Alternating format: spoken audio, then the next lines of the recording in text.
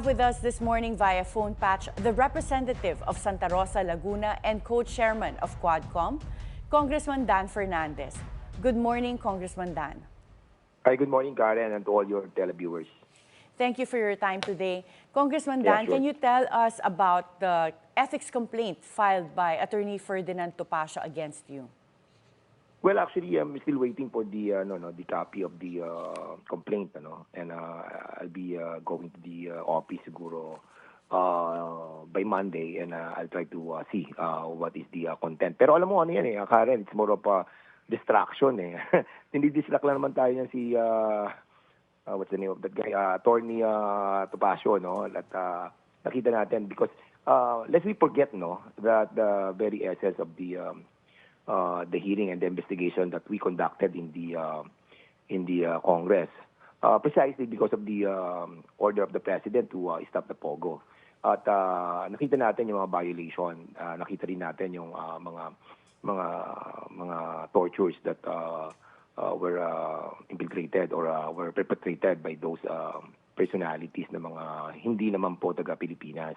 And we have seen the so much abuse, and especially the connivance of the Filipinos. Yung kanyang kliyente, it was been proven na siya yung beneficial owner ng Lucky South 99 at the same time sila yung nagpunta sa PAGCOR, and it was all established doon sa ating pong investigation. And ito, dinadivert lang na nila yung issue against us. And if ever na meron namang ganito na nandito na sa Ethics Committee, di sige go, makita natin kung anong mangyayari dyan sa final niya. And I saw him also na sinasabi niya he's giving benefit of the doubt dito sa ating mga members, pero he doubted kung mapopursue yung case against me. Pero of course, ang ating mga members ng Congress, especially yung Committee on Ethics, they have their own minds, and at the same time they will be deciding on the issue. But makikita naman natin yung investigation. If we, ako, may binilabag ako doon sa aming rules, so be it. Pero alam mo, nakikita ko Karen, yung ginagawa ni Atty. Topacio is talagang nagpapapansin lang yan. Pero ako, nakikita ko, kung ako ang tatanungin mo, mas pag-usapan natin kung ano ang ginawang violation ng POGO. Even the different, many Chinese, according sa Bureau of Immigration na nakapasok sa bansang Pilipinas almost 200,000 pagdating po dyan sa POGO. And Congressman Dan, I understand you haven't received a copy of the complaint, but based on what I've read as to what's available dun sa complaint and publicly, it seems that Attorney Topacio is asking for you to be expelled from Congress for conduct unbecoming of a congressman.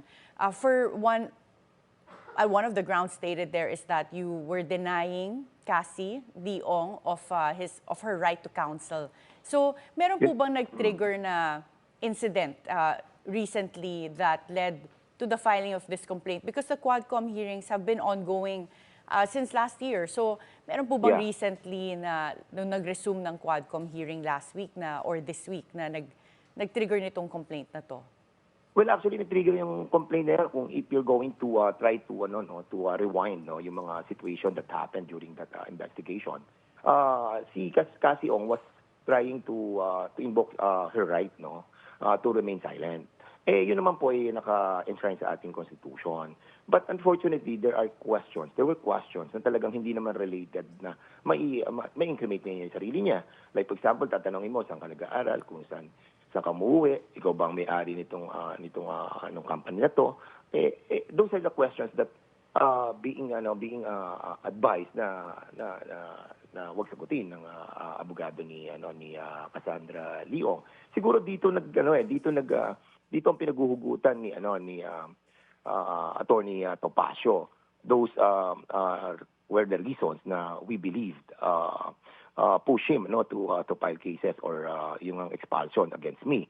Pero ang nakikita ko diyan ay yung talagang dinidistra kami sa trabaho namin dito sa Kongreso. Pero nevertheless, karapatan naman po niya yan na tayo po ay pailan niya ng ganyang klase ng case. But of course, yan naman po ay didinggin natin dito sa Kongreso. Pero I really doubt it, kasi nga yung timing ng kanyang pagka-file I suppose dapat alam naman niya, abogado siya, di dapat final na niya noong pa man yan last year. Kasi ngayon, 1 week na lang tayo, mag-a-adjourn Yeah. na ang That was Kongreso. going to be my question also, Congressman Dan. May time pa ba ang Oo. Ethics Committee to even go over this and hear this? And even the expulsion, you have a week left, so I don't know if that even makes sense. Exactly. Karen, they have to verify it. O, pupunta yan sa COMSEC. O pagkatapos ng COMSEC, i-refer yan. May mga 3-day ruling yan. Sa Monday, 3 days na lang tayo hanggang Wednesday. Kaya kitang-kita mo yung intention. Wala naman siyang intention na talagang may pasok yan dito sa Committee on Ethics. But ang intention is to really distract us. And we will not be distracted because we know that what we did in that investigation was really to stop the POGO. Ang pinag-uusapan dito, if you remember, last July, it was delivered by the President. I-stop natin ang POGO. Anong ginawa namin? Nag-hearing kami. And then when we started the hearing on December, di ba, tayo, yung ating amendment po sa ating POGO law, para na sa ganon, yung pong order ng Presidente ma-implement natin. And now we are implementing. And now we are going after yung mga illegal na mga POGO dito sa buong Pilipinas.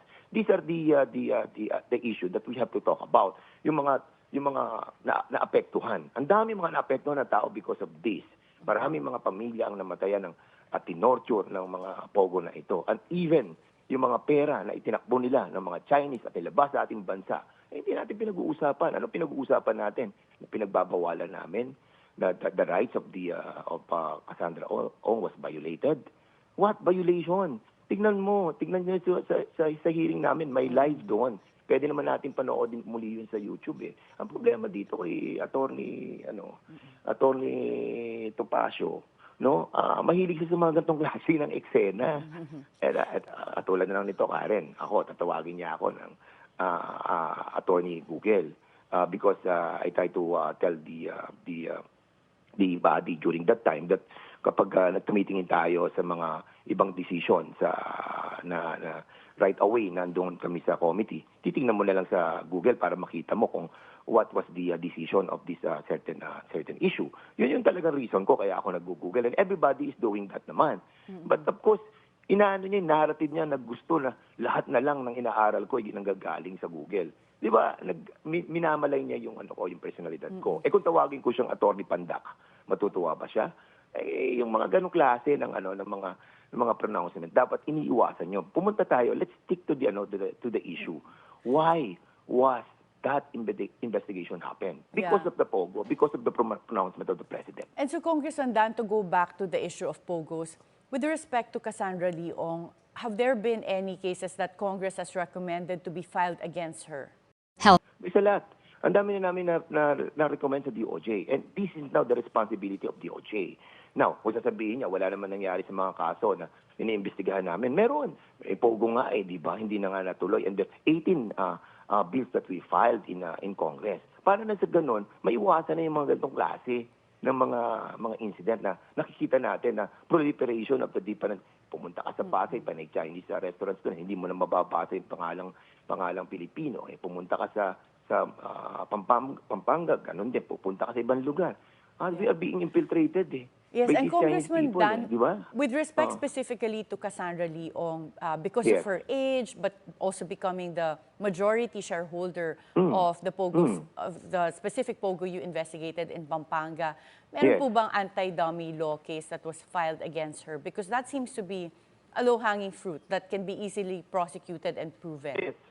Well, the proper venue to answer that question is the proper agency is the DOJ. Kasi kami, we recommend everything, yung pati sa anti-dummy na yan. But of course, alam naman natin that nakita naman natin sa GIS nila, sa SEC, nakalagay naman doon siyang beneficial owner 58% sa kanya. Di ba? At Yes. her age, having owned that huge amount of money and properties syempre mag-iisip ka. Di ba? Kaya, alam mo, nililigaw tayo ng issue ito. Pero wala po kayong balita from DOJ as to whether, for example, an anti-dummy law case has been filed against Ms. Cassandra?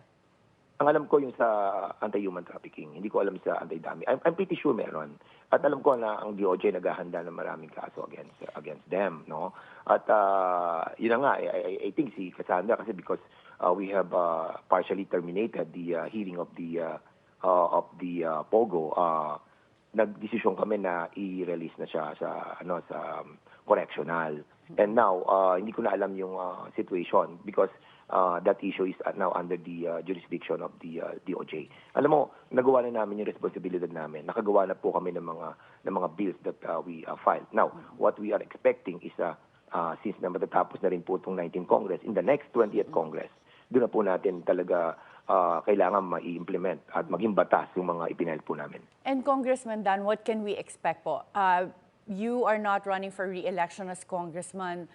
We had Congressman Ace Barbers here live at the BNC studio last week, but he's also not running for re-election. Can we expect the Quadcom hearings to continue in the 20th Congress after the 2025 elections? Well, like me, I'm not running for congressman anymore, but I still have one term. But I decided to run for governor, and my son will be running for congressman.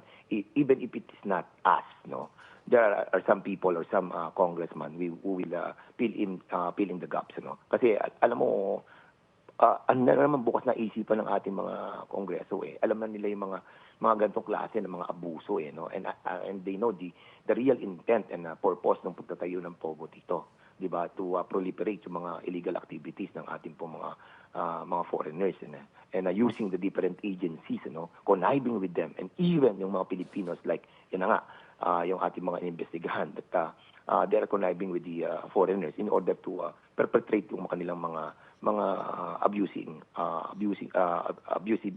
character, no, dito sa ating pong mga mamamayan. Kasi alam mo, vulnerable ng mga Pilipinos masyadong ang Pilipino kasi madaling madaling kumbinsin at lokohin at madaling i-bribe yun ang problem ng Pilipinas. We have to have a stronger law, and the implementation must be mas lalong patibayin ng ating mga ahensya. So you're looking at that po as yung mga possible na revisions sa mga existing laws and in the bills that were filed by the Quadcom? Well, like for example, no, yung implementation, di ba, kung wala kaming oversight power, paano mo ma-remind at ma-reprimand yung ating mga agencies? Like for example, dito sa i-hear namin sa Tuesday, dito sa tinatawag natin pong TRICOM that was delegated or referred to my committee. May nakita ako dun sa batas yung sa cybercrime, yung 10175, nakita na natin sa section 25 and 26 yung hindi pag-i-implement nung tinatawag nating Cybercrime Investigation Coordinating Center na naka-enshrine doon. Nag-briefing kami, nalaman po namin na hindi pa rin ko-convene since 2012. And how can you apprehend and how can you monitor yung mga abuses that being committed for the content-related offenses, which is also under Section 2 of Section 4, Chapter 2 of the 10175. Those are the things that ginagawa namin. We are trying to conduct an investigation in aid of legislation, and the oversight power that was mandated to us must be clearly established by having investigation. Yes. Ang problem, may mga distraction katulad nito na ginagawa ng mga yan upang sa ganon, huwag mapokus ang isipan namin sa mga bagay na mas nakakapakinabangan ng ating mga kababayan. And Congressman Dan, what is your position for future Quadcom hearings? Will you be allowing, not you per se, but Quadcom, will they be allowing counsel for the resource speakers? Well, ako, I think, yung ginagawa ng Quadcom is good, no? Kasi nga, nakikita natin na nasasabi nila yung mga katotohanan that will be a part of the totality of the intent of the investigation.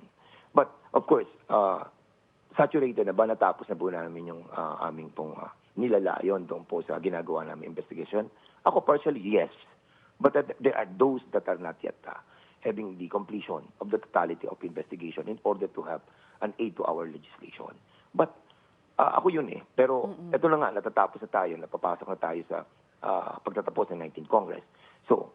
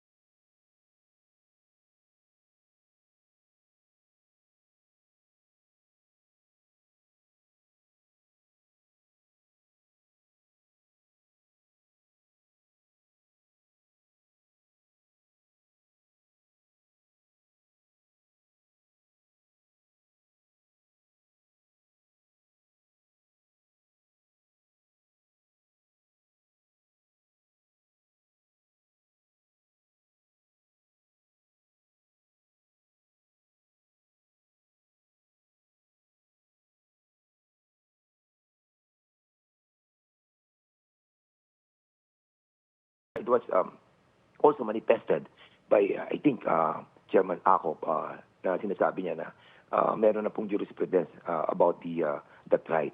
That's the reason why ginagamit po namin yon. And especially to the questions na hindi naman makakapag-violate ng kanyang karapatan. Pwede mo sagutin yon. And even Senator Miriam Santiago have said, di ba, nung sa mga hearing niya, na hindi naman lahat ng itatanong ay hindi mo pwedeng sagutin at kailangan mo mag-remain silent ka. Di ba, i-invoke mo lagi yun. Di ba, nakakabastos na yon sa mga congressman. And that's the reason why sinabi namin yon during the time na iniimbestigahan namin si Cassandra Ong. Kaya siguro doon napikon yan si Attorney Topacio. Thank you so much, Congressman Dan Fernandez. We wish you good luck in the last few days of the 19th Congress as you wrap up the Quadcom. Thank you, Karen. Mabuhay ka. And good luck also po in the 2025 elections. Yeah, salamat po.